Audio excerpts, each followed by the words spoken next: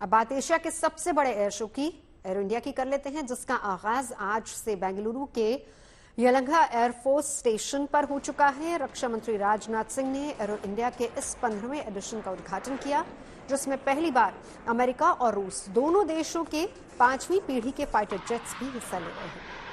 Arrow India के पहले 3 दिन बिजनेस विजिटर्स के लिए हैं, जबकि आखिरी 2 दिन आम लोगों के लिए होंगे और इस दौरान दुनिया को नए भारत की ताकत और आत्मनिर्भरता की झलक देखने को मिलेगी।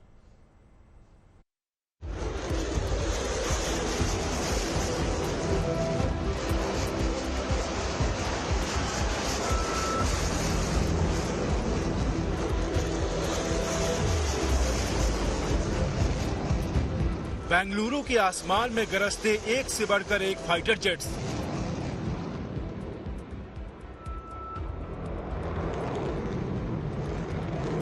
इनमें हिंदुस्तानी ही नहीं बल्कि विदेशी फाइटर जेट्स भी शामिल हैं।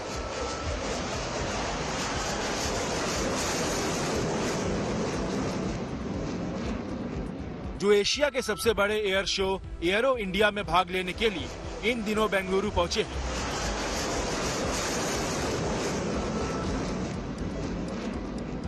एरो इंडिया का यह 15वां एडिशन है, जो बेंगलुरु के येलहांका एयरफोर्स स्टेशन पर आयोजित किया जा रहा है। एयर शो के पहले ही दिन हिंदुस्तानी लड़ाकू विमानों और हेलीकॉप्टर ने बारी बारी से अपने पराक्रम का प्रदर्शन देसी और विदेशी मेहमानों के सामने किया, जिसे देखकर हर कोई रोमांच से भर उठा।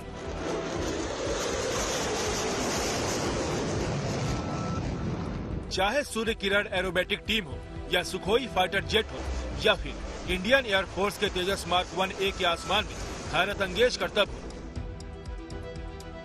जिसने भी एक्शन से भरपूर इन तस्वीरों को देखा उसने तालियां बजाकर इन वायुवीरों की हौसला अफजाई की। एरो इंडिया शुरू हो चुका है और डिस्प्ले इस वक्त जारी है और पूरी दुनिया के अलग-अलग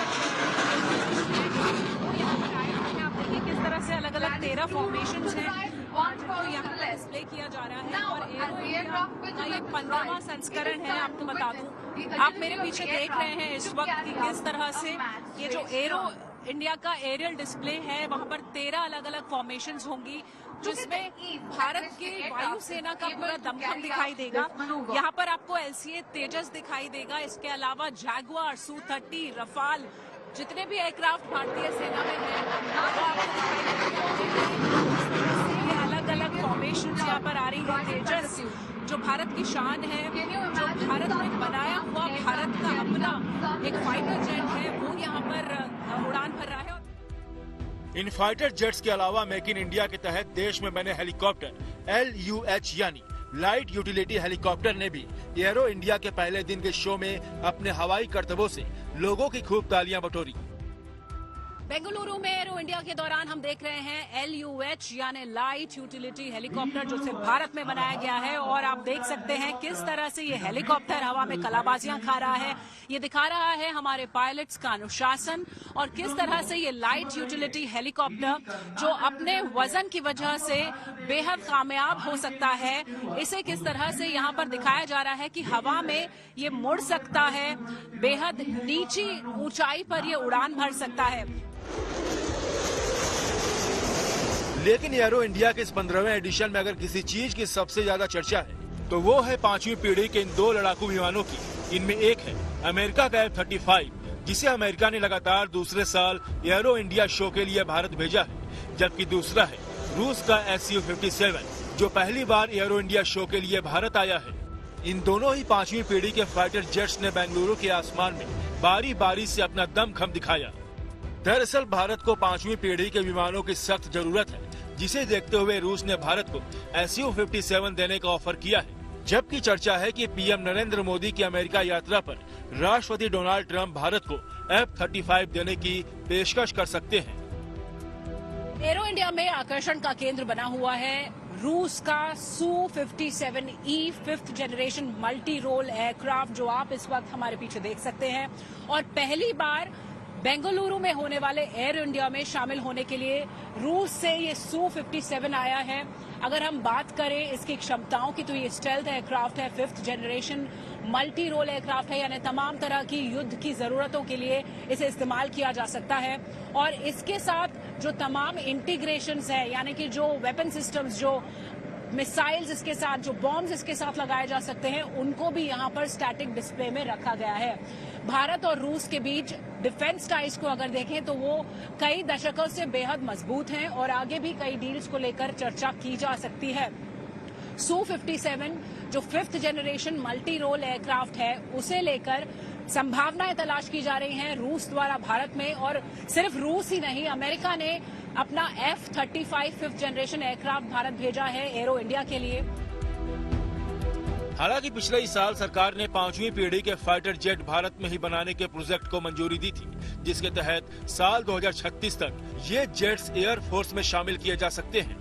इस प्रोजेक्ट से जुड़े लोग उम्मीद जता रहे हैं कि तय समय सीमा में भारतीय सेना को 5वीं पीढ़ी का स्वदेशी विमान AMCA मिल सकता है।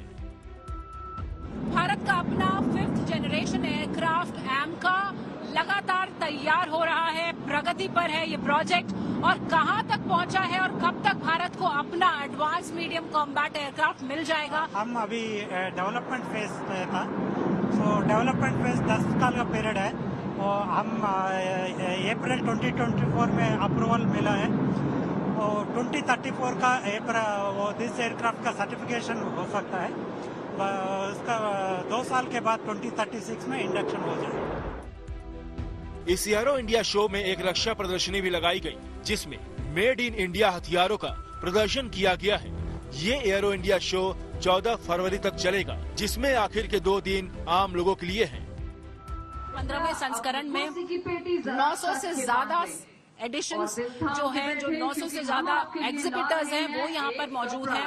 150 से ज्यादा देशों के लोग यहाँ पर मौजूद हैं। और इस वक्त जब उद्घाटन समारोह के बाद एरो इंडिया में करतब दिखा रहे हैं ये अलग अलग विमान, तो हर कोई टकटकी लगाकर इनकी तरफ आसमान में देख रहा है।